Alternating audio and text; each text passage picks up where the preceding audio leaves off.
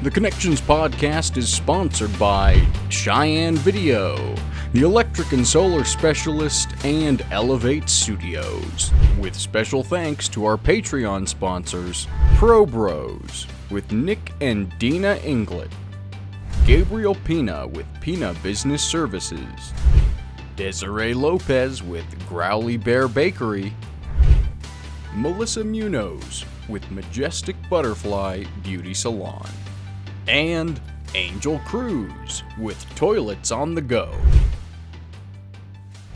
What's up, everybody? It's Landon Medina here with Connections, and we're here with Mr. Will Luna, who's running for Laramie County Commissioner.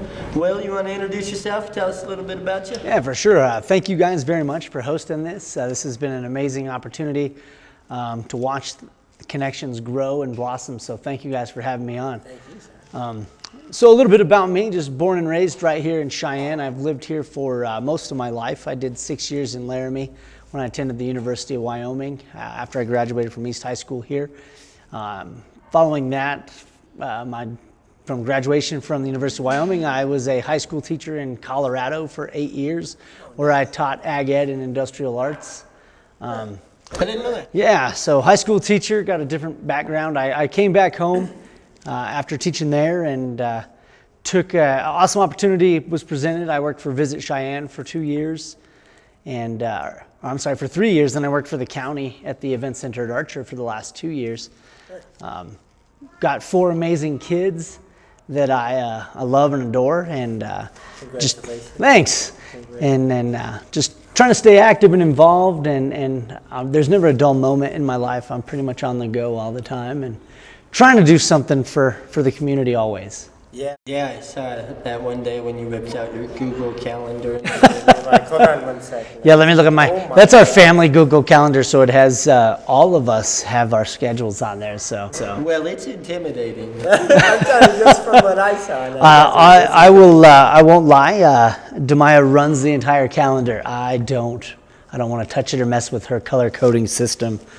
I've kind of feel the same way with my wife. I'm here for the ride. Exactly. Like, she plans all her events, pretty much everything. Yep. I get in trouble periodically for not planning some of those events, but understand. She's still let me sleep in the bed last night. That's how it works, right? Just stay on the good side. Yeah. So, hey, what makes you want to run during a crazy time like this? Well, this has been something I've been in talks with for the last couple years. Honestly, I've looked at running and how could I make that jump. Always been involved in some kind of organization within Cheyenne, be it Cheyenne Frontier Days. I've been a Cheyenne Frontier Days volunteer for 20 years. I've been a part of Cheyenne Professional Network and was a former chairman for the Chamber of Commerce. Was a graduate of Leadership Cheyenne, and then I sat on the steering committee for that for 3 years. So really, this was just kind of a progression of, how can we move forward, and what else can I offer? What else can I do? Looking at the commissioner role, it's super substantial. I mean, you're running it's not just Cheyenne. You have all of Laramie County from the west clear out to the border in Nebraska and Pine Bluffs and Burns and Hillsdale and all those communities. So I feel like I have an opportunity to make a greater impact on a larger percentage than just the city. I like that. I haven't heard that before. Yeah. So that's cool. It was unique because you were one of the first members in Connections. Mm-hmm. Thank you for helping us grow, by the way. Sir, I really appreciate that. But I had heard before you started running for county commissioner, there's a couple names like you and Richard Johnson were 2 names that were passed around that seemed like to do a lot for the community. So as a community member of Cheyenne, thank you. I've only been here a year, but I love it so far. Right? Yeah, no, I appreciate it. I think it really just boils down to, growing up here, there's just kind of an additive, I guess, basically that we can all complain and we can all say, hey, this is terrible and I wish this was different and I would have done it like this, and I've been that person too. I've been that person in my teen years that, oh man, this is a terrible place and as soon as I get out of here, I'm leaving. But you know what? A community is what you make it, and if you have the opportunity, it's put up or shut up, and I'm going to put my money where my mouth is and at least do my best to try to make the community I live in and involved in a better place. I like that. Jeez. And that's not scripted, everyone? That's just from the hip, buddy. Yeah, it's right from the hip. Jeez, I love it. That's what we like to kind of shape these interviews into, so we kind of get a look at who you are. Yeah, for sure. Well, what's your long-term plans? Let's say you win commissioner here, or let's say you lose. I want to know what Will Luna has in. If I win, really, let's just jump head first in, and let's open up some transparency and some lines of communication and get people involved and back in our local governments. Let's look at how we can build and bring in some different businesses. How can we recruit businesses that are going to fit the demographic and our values here in Laramie County? How can we also reach out to our current businesses and figure out what we can do as a group to help them progress and grow, because that's going to be better for everybody. Yep. So those are the things I really would love to do. The third thing I really have thought about is we got to get the event center at Archer back up and operational. The county fair just happened. They did a phenomenal job with that. A lot of their events due to COVID got canceled. It was a huge investment by the community to go and vote for that. And once that gets online and fully operational, it's going to be a huge economic impact driver for our community here. Now that's the one off the interstate. Yep, right there, exit 316. Okay. So that's where we did. I believe that Travis had us set up. For the Cheyenne Home Show. Yeah, correct. Okay. Yeah.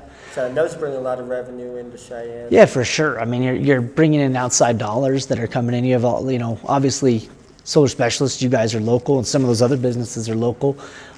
My time there, we had a couple different events that were slated to bring in a lot of people from out of state. When that happens, we're generating new revenue dollars that come in. They're staying in our hotels, they're eating our food, they're buying our gas. That's all new money coming into the community, and they're huge economic impact drivers when you can do that. Yeah, especially at a time like this when we're all hurt. Right, exactly. So getting those guys up and operational and rolling is going to be a priority too. If I don't win, we take it day to day and we just keep doing Will Luna and having fun. My whole goal is let's have fun, and you do things until they're not fun anymore. That sounds like every candy bar. Just go ham on the. Just go ham on it. Don't really care for it too much. But yeah, you just keep going, and I'm gonna stay involved with the groups that I'm involved in, and continue to build those networks, and I love that. And still pushing to make Cheyenne and Laramie County as a whole a better place. Just keep doing. Just keep doing what I'm doing. Yep, I love that. What a solid answer there, sir. I like that. Tell me what separates you from the other candidates that are running.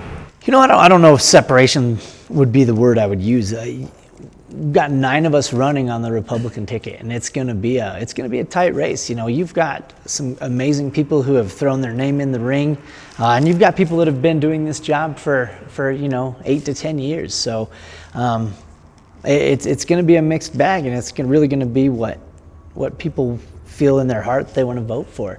One thing that I think that would, I don't know if it'd separate me, but I've just got a long track record of being committed to making our community a better place. I'm going to be the first one there. I'm going to be the last one to leave. I'm not afraid of doing the hard work. Ditches need dug too. So it's really just that. I'm willing to do the work. I'm willing to continue to do the work that I've already been doing. But how can we do that on a bigger scale? How can you bring your services to give more people the value of being around 100%. And I'm pretty infectious. I think people get around me and they kind of catch on to my excitement. I don't do anything halfway. It's kind of full throttle all the time. That leads to a lot of burnout, and sometimes people get a little, they're like, whoa, you need to tone it down, but it's just who I am. And when I get my mind made up on something, man, we're gonna roll with it, and let's have fun and let's do it. That's kind of where I'm at. Exactly right. I mean, you're living it right now, right? Like, hey, I'm thinking about starting this group. Hey, look at that, we hit 1,000 members, and we're gonna do a podcast. We're gonna do all this stuff. It's fun, man. It's awesome. It's infectious, though, because people feed off of that. I've always said, besides a yawn, attitude is the most contagious thing. It's very true. 100%. But a yawn will get you there. Every time. Every time. You can see that on TV and it'll catch Right? you. Like, no, don't do it. But no, I like that, and that's what I think we need. People who lead by example. You know, and your when you said, you know, that you're just going to keep doing you. Yeah. You know? And if you're helping the community out the way that you're doing, like, that's a really good thing to just keep doing you. Yeah, for sure. Do you guys have any? I know Jane comes up with some pretty crazy questions, so let's see if you can handle a curveball here. Yeah, no worries. Was there, I mean, I know you said, you know, put up or shut up, that's kind of your motto. Yeah, for sure. But was there a particular event that made you think, this is enough, I need to personally make a change, I'm going to run? Yeah, 100%. This is a great question. For me, and I had this directly impacted my life. When the county commissioners actually dissolved the Laramie County Fair Board, I worked for the Fair Board at that time, and when the commissioners came in and dissolved the Fair Board, we didn't know. We walked into a meeting and they said, hey, and by the way, you're going to go sign your paperwork because you work for the county now. There's no transparency, no ifs, ands, or buts. This is just how it was, and we didn't even see it coming. We found out that day. Nobody from the Fair Board? Nobody from the Fair Board knew. Nobody from our office knew. It happened that day at a meeting. So at that point in time, we were kind of pretty fearful for our jobs. We didn't know what the future was going to hold, what we were supposed to do, how we were supposed to move forward. But we, once again, we just kept doing what we thought we were supposed to be doing. We kept going. A lot of people don't know this. The Fair Board actually went into a lawsuit with the county commissioners. They lost at the county level, and then they took it to the state level, and so they lost at the county level, and then the Wyoming Supreme Court overturned that ruling that said the county commissioners had no right to dissolve that Fair Board. So then the county commissioners appointed themselves to the Fair Board. Wow. That was one of the points in my life where it was like, okay, I see some wrongdoing here, and I don't think it's right. And I worked for them at that time. Yep. So that was. yeah. So to answer your question, that was one of the significant moments. It wasn't like a defining, this is the day I'm running for commissioner. It was just something that impacted me and was like, man, this isn't right. And people need to know about this stuff. Yep. That's where we're trying to bring just the transparency. Hopefully we can get regular meetings at the city, county. Sure, and then they are regularly scheduled. I think that one of the things for the commissioners' meetings, obviously COVID's played a piece in that, but we just live in a totally different world today. Yeah. People are used to having that information readily available on their mobile device right then and right now.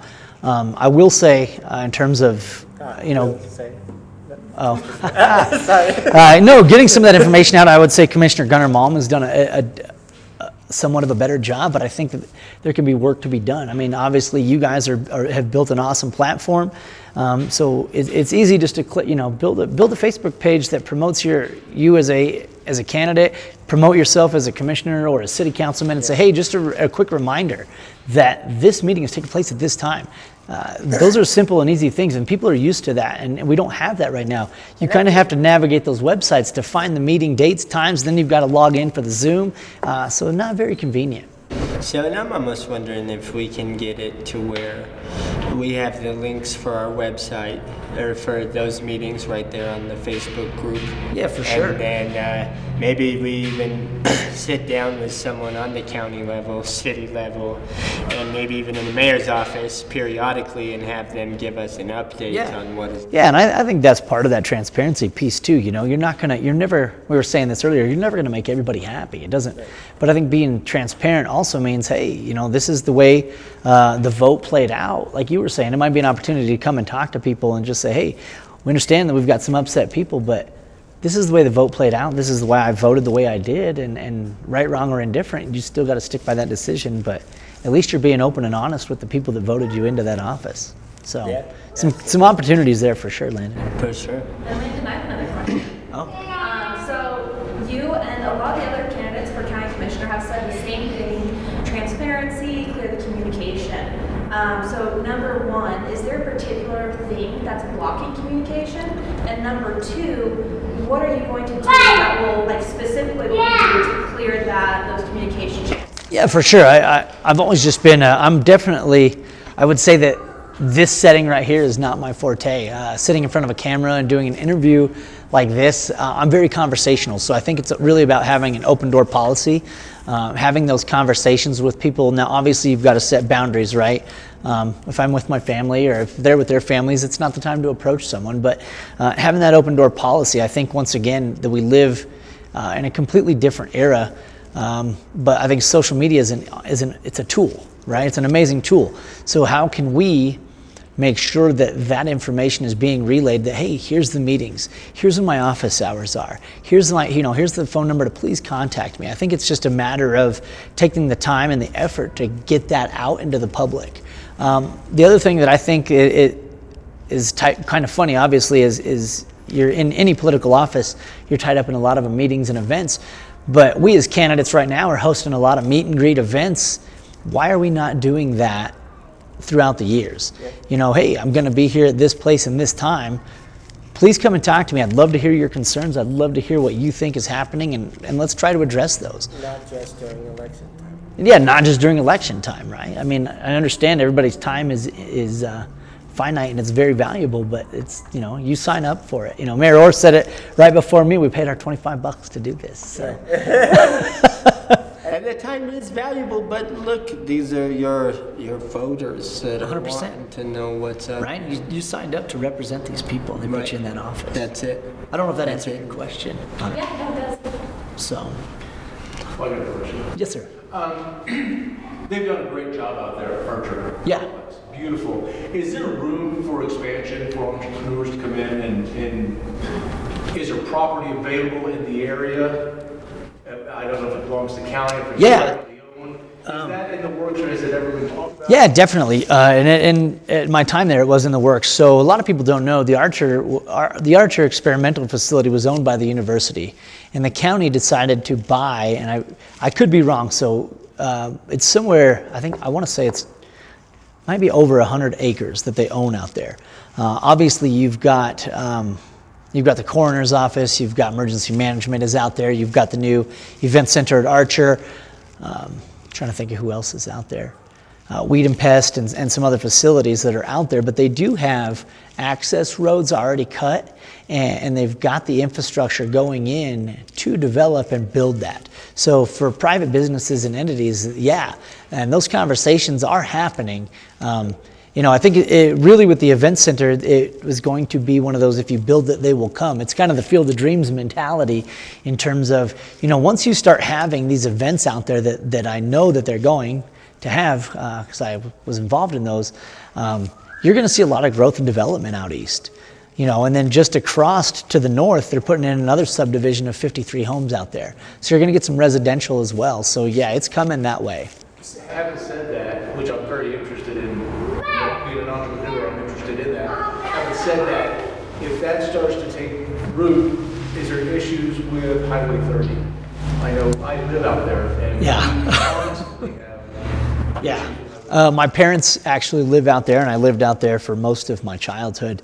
And definitely going to have to look at some options out there of what we're going to do.